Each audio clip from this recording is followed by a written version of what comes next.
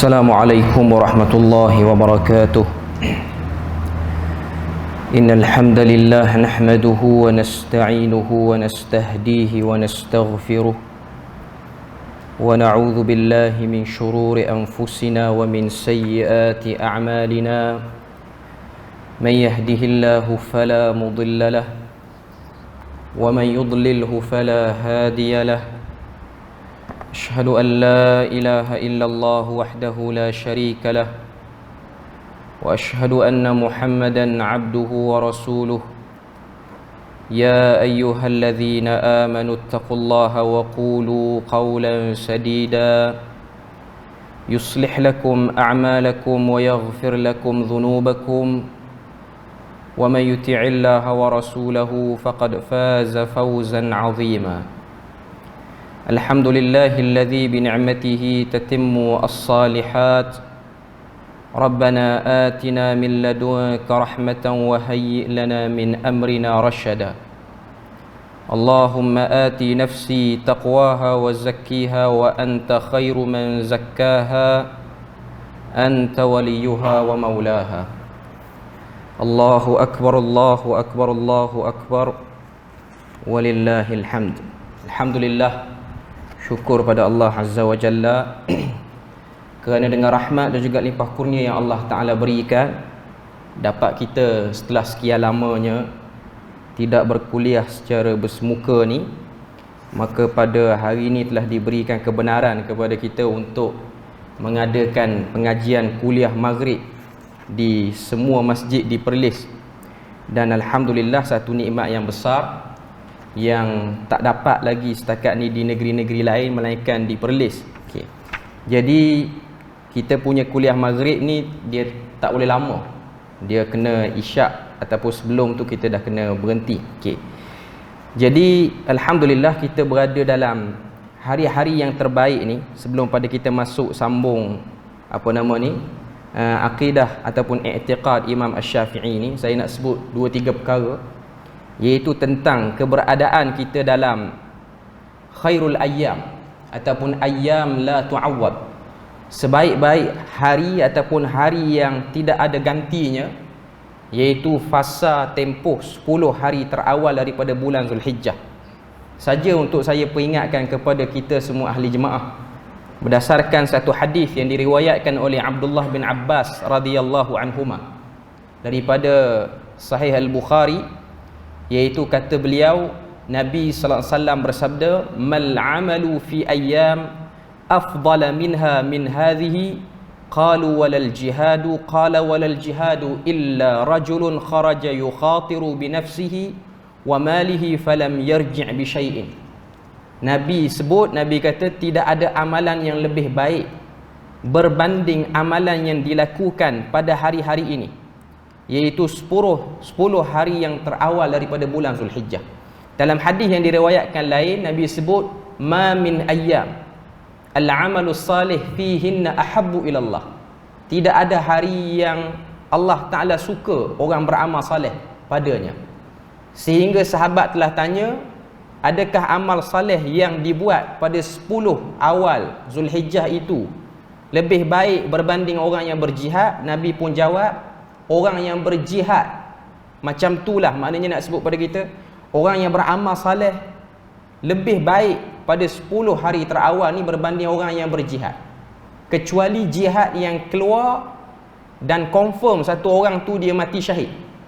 Yang tu yang paling tinggi. Maknanya nak sebut pada kita perbandingan amal saleh dengan jihad itu satu benda yang besar. Jadi para ulama telah mengeluarkan pandangan antara 10 hari yang terawal daripada bulan Zulhijjah dengan 10 malam terakhir daripada bulan Ramadan, manakah yang lebih afdal? Ada beberapa pandangan. Pandangan yang pertama mengatakan 10 hari terakhir, 10 hari terawal daripada bulan Zulhijjah itu lebih baik berbanding 10 malam terakhir. Berdasarkan hadis Nabi, Nabi kata ma min ayyam, tidak ada hari. Maknanya Nabi dah kecualikan semua sekali, kecuali 10 hari terawal daripada bulan Zulhijjah ni. Pandangan yang kedua mengatakan dari segi waktu siang, maka 10 hari terawal ni lebih baik berbanding hari-hari lain ataupun waktu siang lain. Tapi 10 malam ataupun malam yang terbaik dalam setahun ni ialah 10 malam yang terakhir daripada bulan Ramadan. Itu pandangan di kalangan para ulama. Cuma nak sebut pada kita bahawasanya Nabi telah berikan keluasan dalam bab ni. Nabi kata al-amalus salih. Apa saja amal salih yang dibuat pada 10 hari terawal ni, maka dia termasuk daripada apa yang Allah Ta'ala cinta. Antara yang dianjurkan ialah puasa pada hari Arafah. Dan ada sebahagian orang dia bertanya, kalau nak berpuasa 9 hari direct, adakah boleh dilakukan? Jawapannya dari segi amalan para sahabat, ada sahabat yang buat macam tu. Tapi dari segi amalan Nabi sendiri, Nabi tak buat sebab Nabi takut orang faham apa Nabi buat tu jadi wajib. Jadi Nabi berpuasa kalau dalam 1 hingga 9 tu kena Isnin dan Khamis, Nabi akan puasa tambah dengan hari Arafah. Okay. Tapi kalau cari riwayat Nabi puasa direct 1 hingga 9 berdasarkan riwayat Aisyah menafikan. Tapi ada riwayat yang lain, riwayat daripada isteri Nabi yang lain mengatakan ada Nabi buat, tapi riwayat tu kurang kuat. Okay. Cuma bergantung pada satu orang, untuk dia pilih puasa, dipersilakan untuk dia puasa. Tapi amal saleh itu bukan hanya puasa saja.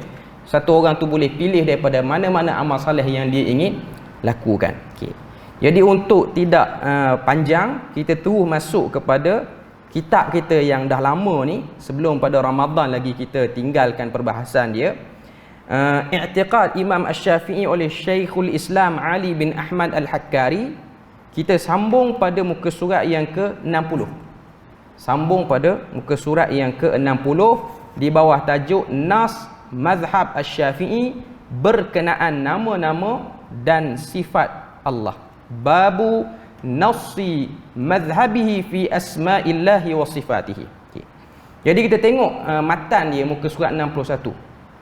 Wa bihi qala akhbarana Ahmad bin Mahdi bin Sulaiman Al-Muqri qala anba'ana Abu Nasr Abdul Wahhab bin Abdullah Al-Muri qala anba'ana Abul Qasim Al-Miyanji Al-Qadhi bi Dimashq qala anba'ana Abu Bakr Ja'far bin Muhammad An-Naisaburi bir-Raqqah qala sami'tu Ar-Rabi' bin Sulaiman yaqul sami'tu Asy-Syafi'iyya radhiyallahu anhu yaqul Asma'ullahi azza wa jalla wa sifatuhu ghairu makhluqah. Okay. Jadi kita tengok syarah yang disebutkan oleh para ulama berkenaan dengan matan ni. Okay. Pertama sekali, dalam terjemahan tu kalau kita tengok muka surat 60 tu, dia kata Al-Hakkari berkata, iaitu penulis kitab ni. Dia telah mengambil perkataan Imam Syafi'i ni daripada Ahmad bin Mahdi bin Sulaiman Al-Muqri, telah mengkhabarkan kepada kami, beliau berkata Abu Nasr Abdul Wahhab Al-Murri telah memberitahu kami, beliau berkata Abul Qasim Al-Miyanji Al-Qadhi telah memberitahu kami di Dimashq, beliau berkata Abu Bakar Ja'far bin Muhammad An-Naisaburi telah memberitahu kami di Raqqah. Raqqah ni salah satu tempat di Syria. Dimashq tu ibu negara Syria lah. Maknanya riwayat ni diambil oleh beliau di kawasan Syam. Beliau berkata aku telah mendengar Ar-Rabi' bin Sulaiman. Okay. Para pendengar muslimin muslimat boleh tanda Rabi' bin Sulaiman ni siapa? Dia ni murid Imam Syafi'i. Murid Imam Syafi'i yang kita kira rapatlah dia tu dengan Imam Syafi'i. Cuma dia tak macam orang lain. Orang lain dia ikut Imam Syafi'i pergi ke mana-mana. Dia ni hanya duduk di Mesir sahaja. Dia berguru dengan Imam Syafi'i di Mesir. Wafat pada tahun 270 Hijrah pada bulan Syawal. Imam Syafi'i wafat 204, dia 270. Okay. Ar-Rabi' bin Sulaiman ni dari segi pendapat fiqh, walaupun dia ni mengaji dengan Imam Syafi'i, kurang ditonjolkan ataupun kurang kita dengar dia riwayat berkenaan dengan fiqh, pendapat-pendapat fiqh. Tapi dia ni murid Imam Syafi'i. Tapi dari segi sanad perkataan Imam Asy-Syafi'i tu banyak keluar daripada dia. Sebab tu kita akan tengok buku kita ni, kitab kita ni, kebanyakan sanadnya datang daripada Rabi' bin Sulaiman. Rabi' bin Sulaiman ni dari segi hadis hebat, dari segi fiqh dia kurang terkenal. Beza dengan salah seorang Imam Syafi'i bernama Al-Muzani. Imam Muzani ni lebih dikenali pendapat fiqh dia, sehingga dia tulis Mukhtasar Al-Muzani. salah satu kitab kata peringkasan daripada kitab karangan Al-Imam Asy-Syafi'i. Jadi Al-Muzani ni dia lebih dikenali dalam fiqh Syafi'i. Tapi dalam periwayatan kata-kata Imam Syafi'i, hadis-hadis riwayat Imam Syafi'i, sebab Imam Syafi'i ni dari segi kitab hadis dia kita jarang dengar. Tapi kita kena tahu Imam Syafi'i ni dia ada kitab hadis dia yang tersendiri, nama dia Musnad Asy-Syafi'i. Tapi dia kurang terkenal. Lebih terkenal kitab anak murid dia Musnad Imam Ahmad. Okay. Jadi Rabi' bin Sulaiman ni antara anak murid dia ialah Imam Ahmad bin Hanbal, iaitu murid juga kepada Imam Asy-Syafi'i. Jadi Imam Ahmad dia mengaji dengan Imam Syafi'i, mengaji juga dengan murid Imam Asy-Syafi'i. Rabi' bin Sulaiman wafat di Fustat. Fustat ni salah satu tempat di Qahirah, di Mesir. Ketika mana dia wafat tahun 270 tu, yang mengimamkan salat dia ialah pemerintah kawasan tu, termasuk dengan anak pemerintah yang bernama Muhammad bin Tulun. Jadi menjadi kebiasaan ataupun menjadi adat zaman dulu-dulu ni, bila mana para ulama ataupun orang yang dihukum dengan hukum hudud dan qisas, bila mana dia mati dengan sebab hukum hudud dan qisas, ataupun ulama yang perlu menjadi imam ialah pemimpin tertinggi negeri itu.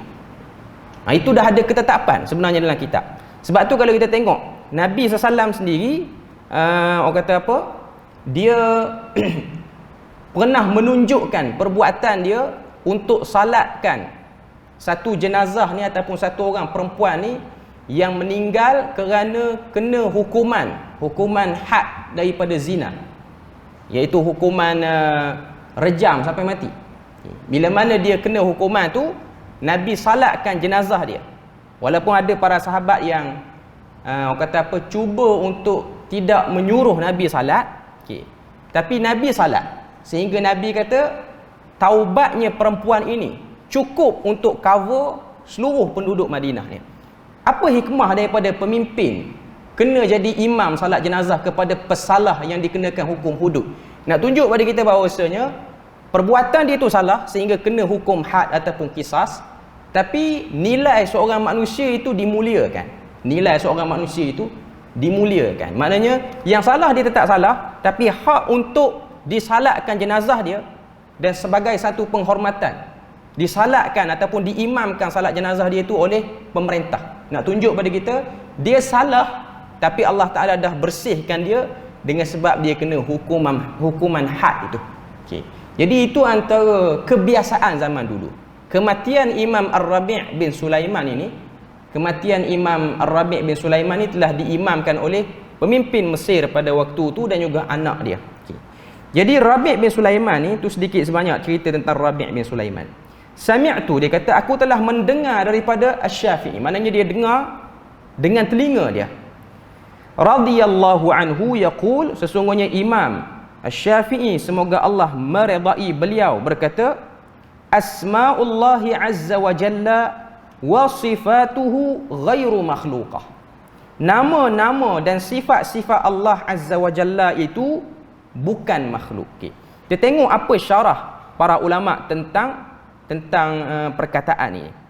Hadha an-nas manqulun bis sanad wa huwa anna al-imam Asy-Syafi'i rahimahullah qala man halafa, sebelum daripada tu matan yang sebelum pada tu lagi, hadha an-nas bis sanad al-madhkur ila Rabi' bin Sulaiman annahu sami'a Asy-Syafi'i rahimahullah yaqul asma'ullahi azza wa jalla wa sifatuhu ghairu makhluqah li'anna Allah ta'ala bi dhatihi wa sifatihi wa asma'ihi huwal khaliqu wa ghairuhu al makhluk.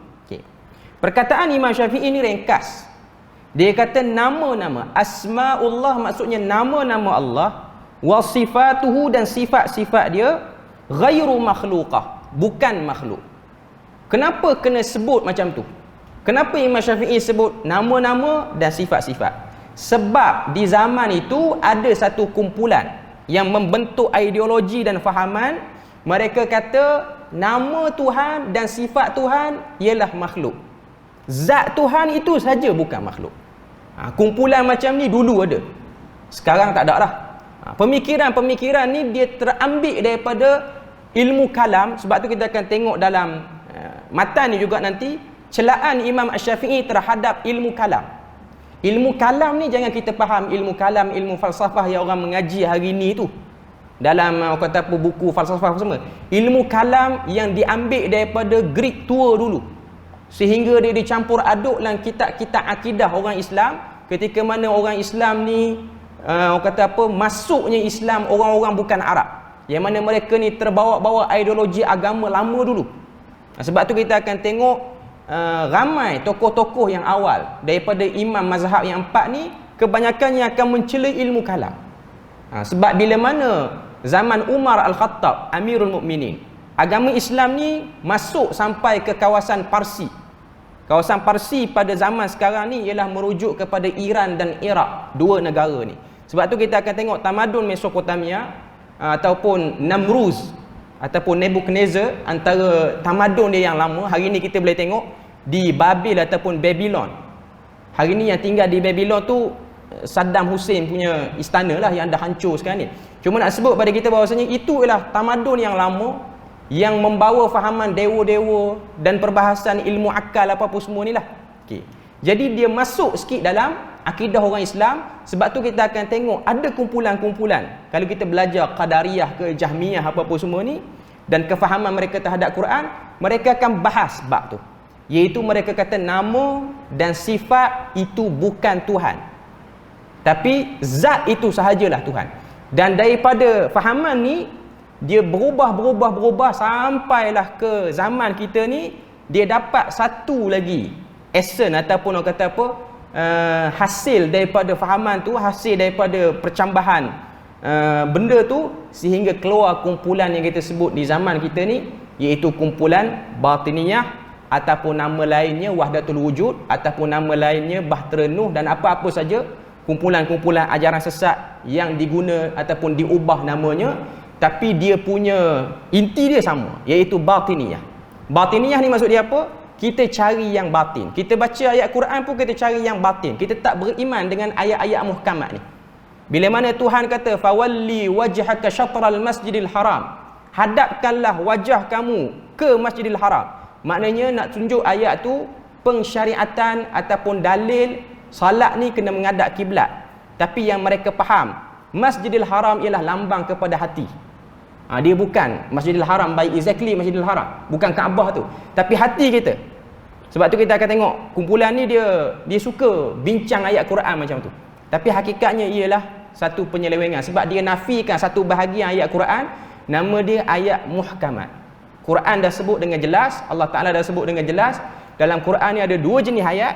Satu dia panggil ayat mutasyabihat, ayat yang mengandungi dalamnya sastra yang tinggi, perlu penafsiran daripada para sahabat dan juga para ulama tabi'in seterusnya. Dan yang kedua ialah ayat-ayat muhkamat. Ayat-ayat muhkamat ni ayat-ayat yang jelas. Bila mana Tuhan kata wa aqimus salah wa atuz zakat, tunaikanlah salat dan juga dirikanlah salat dan tunaikanlah zakat. Ayat tu jelaslah arahan daripada Allah Azza wa Jalla. Tapi golongan batiniyah dia akan kata salat itu bukan bermakna salat 5 waktu, tapi salat itu ialah penyaksian syuhud Allah Azza wa Jalla dalam hati. Zakat itu ialah berlakunya pergerakan tubuh badan, tu perbahasan kumpulan tu lah. Okay. Cuma zaman Imam Syafi'i ni benda tu dah ada. Cuma nama dia tidak dinamakan dengan batiniyah, sehingga zaman Imam Al-Ghazali baru ada nama kumpulan batiniyah tu. Sebab tu kita akan tengok Imam Ghazali ni dia ada tulis satu kitab nama dia Fadaih Batiniyah. Buruknya kumpulan batiniyah ni. Sebab dia bertukar nama. Dan kalau tengok dia orang ni fraction asalnya ialah datang daripada kumpulan Syiah. Cuma di Malaysia tu ancaman dia adalah sampai sekarang ni, kumpulan ni ada merata, bukan di Malaysia saja. Di mana-mana tempat yang ada orang Islam, adalah kumpulan ini secara umumnya. Okey. Jadi kita tengok apa yang disebut sini. Imam Asy-Syafi'i menegaskan, dia kata nama-nama Allah dan sifat-sifatnya juga ialah Khaliq. Dia juga ialah Tuhan. Lianna Allah Ta'ala bi dzatihi wa sifatihi wa asma'ihi huwal khaliqu wa ghairuhu makhluk. Zat Tuhan, sifat Tuhan, nama-nama Tuhan tu ialah Asmaul Husna yang kita selalu dengar tu lah. Itu juga ialah bahagian daripada ketuhanan. Kama qala Allah Ta'ala, seperti mana firman dia dalam surah Az-Zumar, Allahu khaliqu kulli syai'in wa huwa ala kulli syai'in wakil. Allah Ta'ala mencipta segala sesuatu dan dialah yang mewakilkan segala benda urusan yang ada atas dunia. Fallahu huwal khaliq bidzatihi wa asma'ihi wa sifatihi wa la yuqal anna adh-dhat mujarratun 'anil asma' was sifat li'annahu la wujuda lidh-dhat illa bil asma' was sifat. Okey, ini perbahasan yang dah kita sebut tadi. Cuma saya baca sikit je apa yang disebut dalam syarah tu. Okay. Kemudian kita pergi matan yang bawah pula.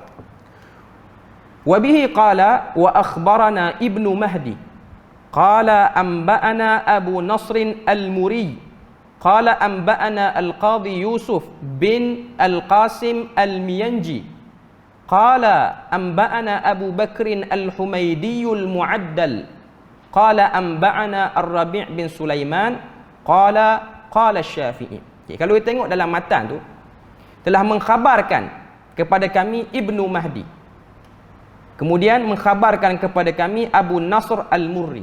Okay. Na tu saya ulang balik, mungkin kita lama tinggal orang terlupa. Na tu ialah ringkasan kepada perkataan amba'ana ataupun akhbarana. Sebab tu kalau tuan-tuan yang tengok apa yang ada dalam kitab kita muka surat 61 dengan apa yang saya sebut lain, saya sebut qala akhbarana. Sebab menjadi tradisi pembacaan sanad ni, setiap ada perkataan akhbarana ataupun na saja, kita kena sebut qala dulu depan. Dia menjadi yang kata apa, satu cara baca sanad macam tu. Dan ini ialah kita panggil kaedah ringkasan nak tulis. Sebab para ulama dulu nama orang ni banyak, dia tak sempat nak tulis akhbarana, amba'ana apa semua. Jadi dia buat satu perkataan ringkas. Na itu ialah bermaksud amba'ana, maksudnya telah mengkhabarkan kepada kami. Kalau ana situ bukan saya, ana Ar-Rabi' bin Sulaiman, ana situ ialah bermaksud akhbarana ataupun amba'ana, telah mengkhabarkan kepada kami. Okey, kita tengok. Qala Syafi'i, berkata al-Imam Asy-Syafi'i radhiyallahu anhu, man halafa billahi aw bi ismin min asma'illahi azza wa jalla fa hanatha fa'alaihi al-kaffarah.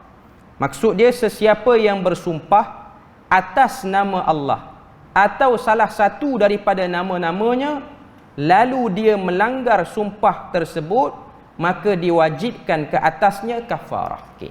Sekarang ni nak cerita tentang kesucian nama-nama Tuhan. Sucinya nama Tuhan ni sehingga bila mana kita bersumpah menggunakan nama dia, kita tak tunaikan sumpah tu, kita berhadapan dengan denda dengan sebab tidak menunaikan sumpah. Sebab tu dalam bab sumpah dan nazar ni, dia ada ilmu yang khusus. Kalau orang belajar ilmu fiqh, dia ada satu bab nama dia fiqhul aiman wan nuzur. Fiqh tentang sumpah-sumpah dan nazar-nazar. Okay. Kita tengok apa yang dia sebut dalam syarah. Dia kata, man halafa billah au bi ismin min asma'illah. Sesiapa yang bersumpah dengan nama Allah. Contoh dia kata demi Allah, ataupun demi Tuhan yang bernama dengan Ar-Rahman, demi Tuhan yang bernama dengan Ar-Rahim.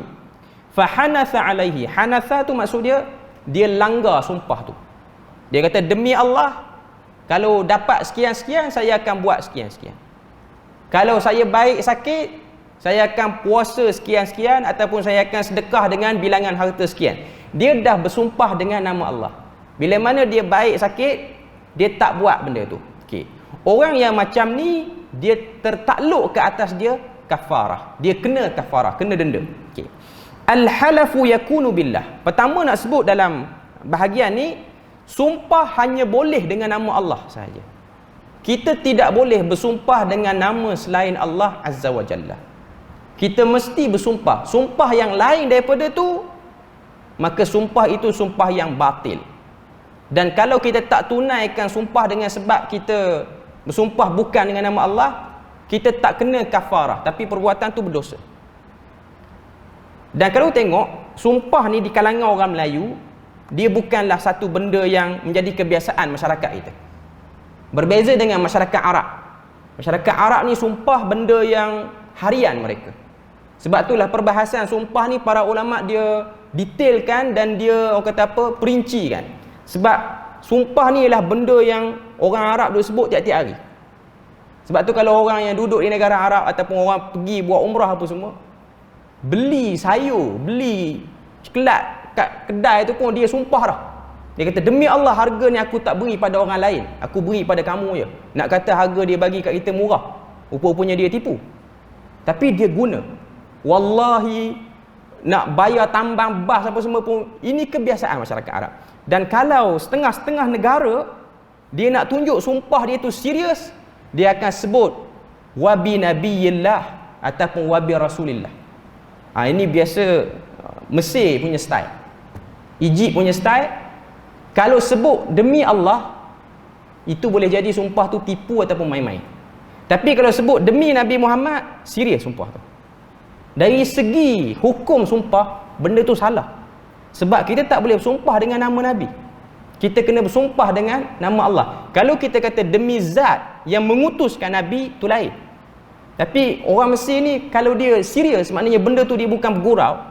Dia nak kata dia tak buat, dia kata demi Muhammad aku tak buat. Perkataan itu dari segi hukum dia salah. Dan setengah perbahasan, setengah pandangan para ulama mengatakan perbuatan tu berdosa. Okey. Dia Arab ni dia pelik. Bila mana kat Nabi je dia tinggikan lebih, tapi dekat Tuhan tu dia buat main-main pula. Okey. Sini dia kata sini, bersumpah itu hanyalah dengan nama Allah sahaja ataupun dengan nama-namanya yang lain daripada asma'illahil husna ataupun dengan sifat Tuhan. Contoh, sumpah dengan sifat Tuhan ni la wa izzatillah. Ni perkataan Arab lah. Tidak demi keizzahan Allah Azza wa Jalla. Izzah ni maksudnya kemuliaan. Ini biasa orang-orang di negara Arab Teluk ni, Saudi ke UAE, Qatar ni, bila mana dia bergaduh tojeh dengan orang, bila mana dia sampai dekat perkataan la wa izzatillah, maknanya benda tu serius. Okey. Wa minhu qaula ar-rajulu alladhi huwa akhiru ahli an-nar khurujan minha. Kata ulama yang syarahkan matan ni yang saya lah ada dalam terjemahan kita tak ada. Okey. Dia kata perbuatan sumpah dengan sifat Tuhan ni ianya ada asas dari segi hadis. Hadis yang diriwayatkan oleh Al-Imam Al-Bukhari, iaitu hadis cerita lelaki terakhir yang keluar daripada neraka dan lelaki yang terakhir masuk syurga. Hadis tu panjang. Hadis tu hadis kursi. Nabi cerita pada kita, lelaki ni dia last sekali keluar pada neraka dan last sekali masuk. Maknanya dia Muslim yang terakhir keluar daripada neraka. Okey.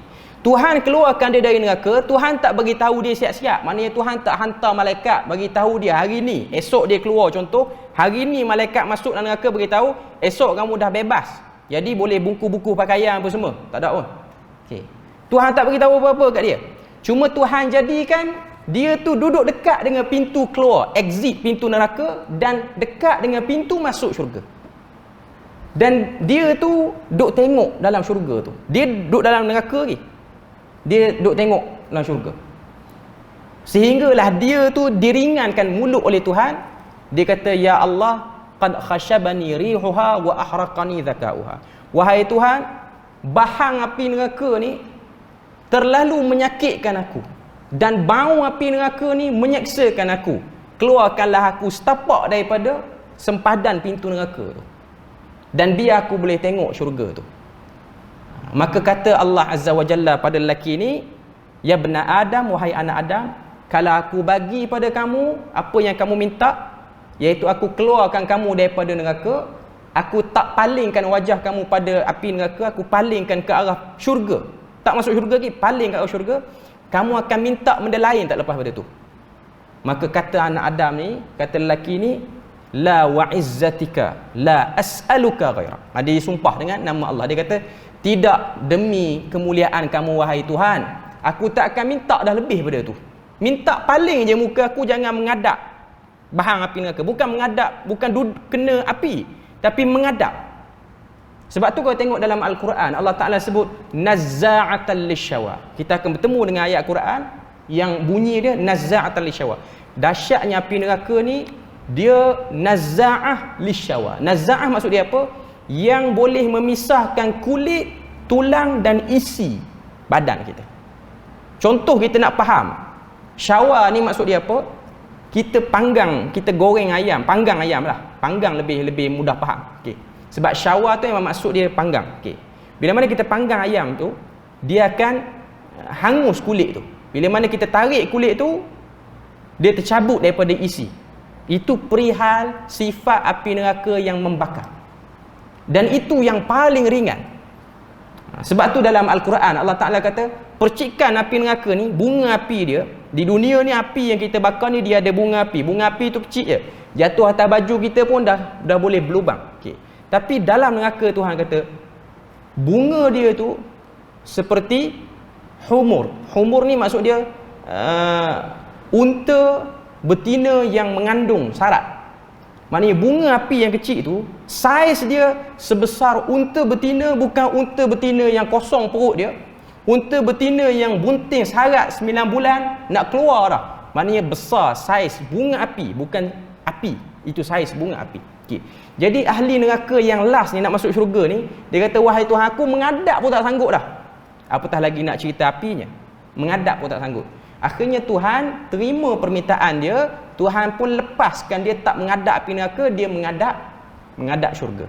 Bila mana dia mengadap syurga, dia tak masuk ke syurga.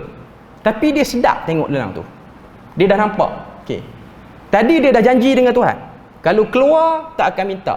Tiba-tiba mulut tu terkeluar balik. Dia kata, wahai Tuhan, alang-alang kamu dah keluarkan aku daripada neraka ni, dekatkanlah aku dengan pintu syurga. Bukan minta masuk, minta dekat je. Sebab bau syurga inilah bau yang sangat harum, boleh dikesan selama 500 tahun perjalanan. Tuhan kata, ya benar Adam, wahai anak Adam, kamu ni memang tak boleh pegang janji. Tuhan katalah hadis tu. Itu hadis kursi. Kalau aku bagi yang ni, kamu nak minta lagi tak? Dia kata, la wa izzatika la as'aluka ghaira dhalik. Tuhan, demi kemuliaan kamu, aku tak akan minta lebih lagi daripada tu. Akhirnya Tuhan dekatkan. Saya nak ringkaskan cerita, Tuhan dekatkan. Bila mana Tuhan dekatkan, dia telio masuk syurga, dia minta masuk. Masuk dekat kaki 5, tak nak masuk dalam pun. Dan Tuhan bagi, sampai dia masuk dalam syurga tu sendiri. Bila mana dia masuk dalam syurga, dia tengok dalam syurga ni ramai orang. Jadi dia rasa, orang kata apa, dia kena share syurga tu dengan orang lain. Okay. Sehinggalah dia dimaklumkan oleh Tuhan, rupa-rupanya yang duduk dalam syurga tu, itu bukan ahli syurga ataupun orang-orang yang di dunia dulu, tapi itu ialah sebahagian daripada pekerja-pekerja, dan syurga tu untuk dia. Syurga tu untuk dia. Tuhan kata kepada dia, Tuhan kata pada lelaki yang last masuk syurga ni, dia kata, tamannau, Tuhan kata, kamu berimpian, nak impian apa? Kamu nak apa dalam syurga ni? Okay. Maka dia kata, aku nak syurga sekian. Dia sebutlah dalam fikiran dia tu. Maka Tuhan kata pada dia, aku akan beri pada kamu 10 kali lebih daripada apa yang kamu harapkan. Sehingga dia kata pada Tuhan, wahai Tuhan, jangan bergurau lebih kurang sangat dengan aku. Tahu dah aku ni last dah masuk syurga. Mentang-mentang aku ni orang last dah keluar neraka, dia buat main dengan aku sampai macam ni. Tuhan kata, tak, ini rahmat aku. Walaupun Tuhan tahu dia tu berapa kali berjanji tak sampai sejam, janji tipu minta lagi, janji tipu minta lagi. Hadis tu cerita pada kita tentang keluasan rahmat Tuhan. Keluasan rahmat Tuhan. Maknanya Tuhan bagi. Tuhan kata, ini syurga paling low class, tapi aku bagi pada kamu. Tapi aku tetap bagi pada kamu. Cuma nak katanya dalam hadis tu, dia bersumpah, la wa izzatika. Perkataan izzah tu ialah bahagian daripada sifat Tuhan. Selain daripada tu, kalau kita baca Quran, kita jumpa ayat Quran dalam surah Saf ayat yang ke-82, Tuhan cerita pengingkaran iblis. Bila mana Tuhan suruh iblis sujud pada Adam, dia tak nak sujud, dia tak setuju, ataupun dia rasa dia hebat. Okay. Lepas daripada Tuhan laknat dia pun bersumpah. Okay. Saya nak sebut sini, Allah Ta'ala kata, fabi'izzatika la'ughwiyannahum ajma'in. Iblis ni yang dah kena laknat ni, dia bersumpah depan Tuhan, dia kata, demi keizzahanmu wahai Tuhan, aku akan sesatkan mereka semua. Okey. Tuan-tuan boleh tengok sini, ahli jemaah semua boleh tengok, iblis ni tidak ada dah kejahatan ataupun orang makhluk yang lebih jahat berbanding iblis. Tapi bila mana dia nak sumpah, dia tak sumpah pakai nama dia, dia sumpah pakai nama Tuhan juga. Ajaib manusia hari ni, dia putus harapan, dia bersumpah dengan nama yang mengarut dah. Okay. Iblis tu sendiri, dia paling jahat. Dia tak pernah sumpah demi diriku, tak pernah dia kata. Melainkan dia kata, fa bi'izzatika, demi kemuliaan dirimu wahai Tuhan, aku akan sesatkan mereka. Sumpah dia tu tak betul. Cuma dia tu tak pernah sumpah guna nama lain, melainkan dia guna nama Tuhan. Tunjuk pada kita, seriuslah bab sumpah ni. Sumpah ni lah benda serius. Since satu orang tu dia bersumpah, dia tertakluk ke atas diri dia tanggungjawab sumpah. Sebab tu kalau kita baca dalam surah Al-Maidah ayat yang ke-89, Allah Ta'ala sebut, fakaffaratuhu it'amu 'asharati masakin min awsati ma tut'imuna ahlikum aw kiswatuhum aw tahriru raqabah. Ayat yang ke-89 ni ialah ayat dalam surah Maidah, ayat hukuman kafarah bagi orang yang dia bersumpah dengan nama Tuhan, dia tak buat. Contoh dia kata, demi Allah kalau saya baik sakit, ataupun kalau boleh rentah negeri saya nak sedekah dekat masjid 1000. Boleh rentah negeri, tak buat. Orang macam ni apa yang dia kena buat? Dalam Quran kata kafarahnya memberi makan 10 orang miskin dengan makanan yang dia dan ahli keluarga dia makan di rumah.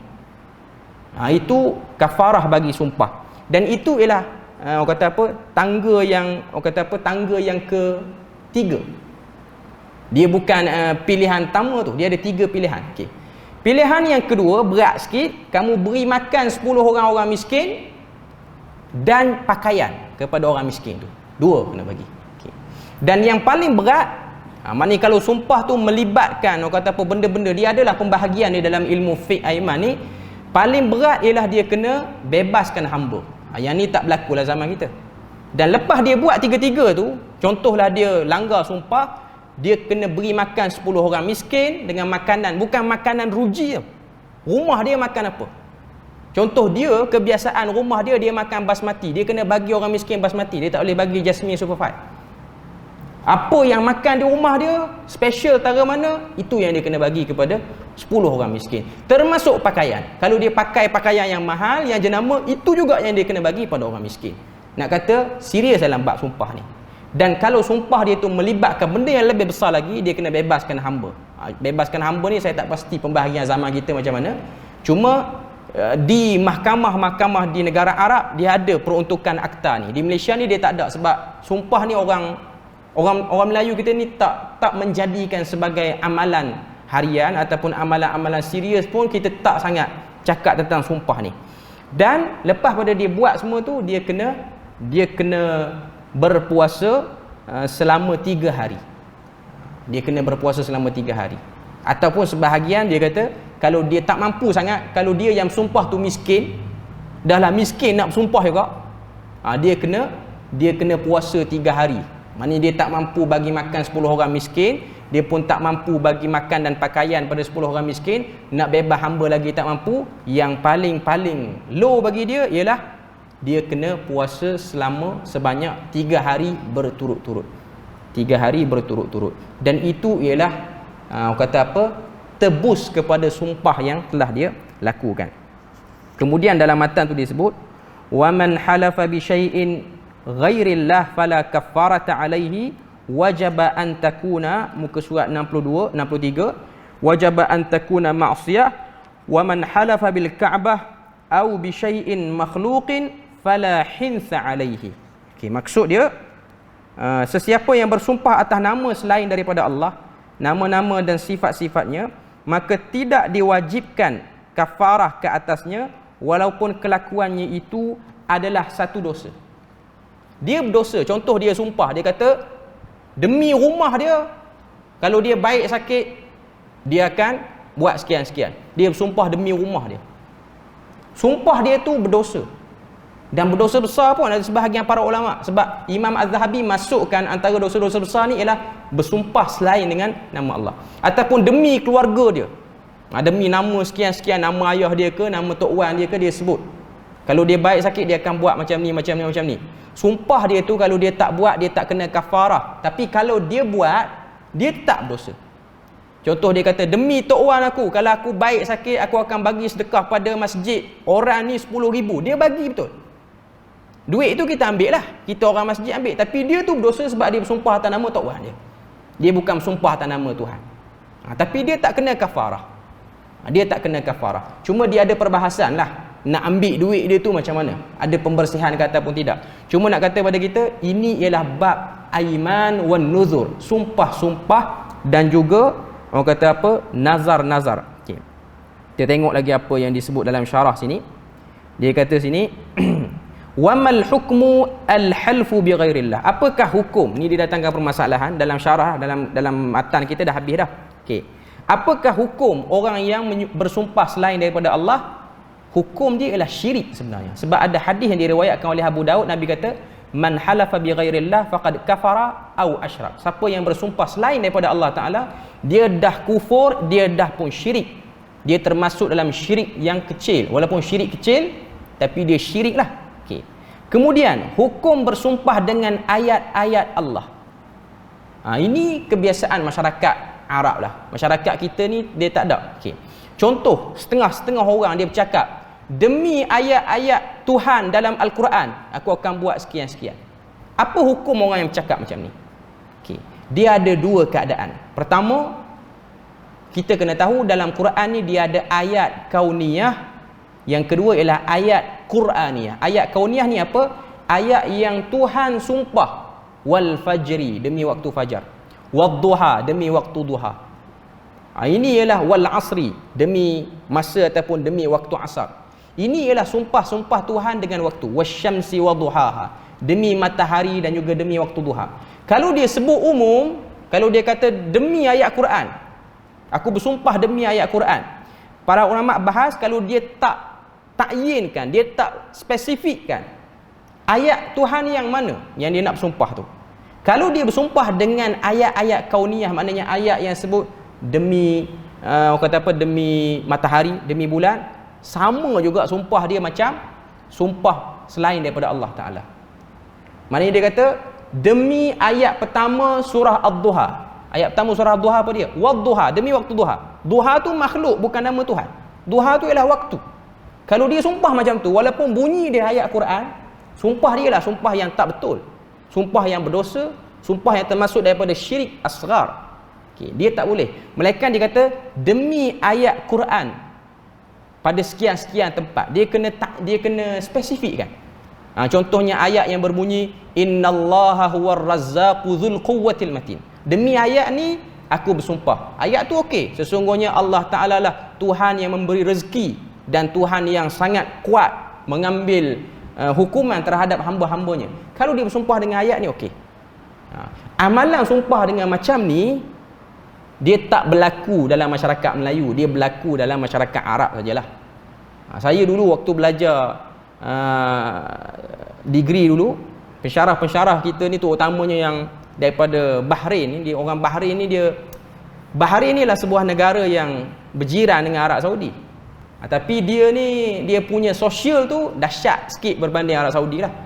Dari segi sosial orang Arab, dia pun bila mana dia nak buat sesuatu, contoh dia nak minum arak, saya tak kata pensyarah tu, cuma saya kata sosial dia.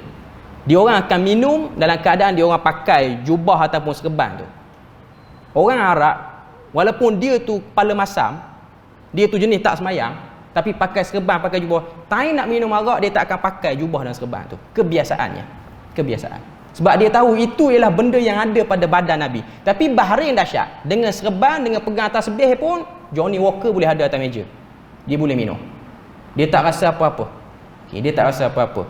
Cuma Bahrain ni bila mana dia sumpah, sebab tu sumpah wallahi wa billahi kita tak pakai sangat kalau tahu. Tapi kalau dia dah start sumpah, pensyarah saya dulu kalau dia nak exam, kalau dia macam angin dengan student banyak tanya soalan, dia kata uqsimu bi ayatillah, aku bersumpah dengan nama Allah, soalan exam nanti sangat susah dan tak akan ada orang yang pass pada tu.